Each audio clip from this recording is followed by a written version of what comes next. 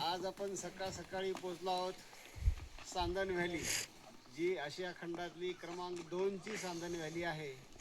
या जंगलामधून आपण साधारण एक 15-20 मिनिटाचा ट्रेक करत या सांदन व्हॅलीमध्ये पोहोचतो. हे सांदन व्हॅलीचं प्रवेशद्वार आहे. हा संपूर्ण परिसर जो आहे तो कळसुबाई, हरिश्चंद्रगड अभयारण्य आणि सांदन व्हॅली असा म्हणून हा परिसर ओळखला जातो. अतिशय रमणीय असा हा सुंदर परिसर आहे.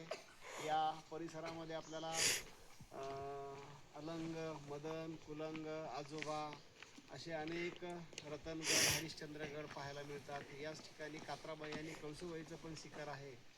अतिशय रमणीय आणि पर्यटकाच्या दृष्टीनं एकदम छान असा असणारा सुंदर परिसर. या परिसरामध्ये असंख्य पर्यटक या ठिकाणी भेट देत असतात. आता इथून आपण सांदन व्हॅलीमध्ये दरीमध्ये प्रवेश करणार आहोत. भौगोलिक जर विचार केला तर प्रस्तरभंग होऊन ते साधारणपणे 2 पर्वत एका वेगळ्या बाजूला होतात आणि मध्ये प्रचंड अशी एक प्रस्तरभंग म्हणजे दरी तयार होत असते. ती आशिया खंडातील क्रमांक 2ची ही दरी आहे सांदन व्हॅली. जी सांदन व्हॅली आज आता आपण पाहणार आहोत. चला मग, जय श्रीराम. जय श्रीराम.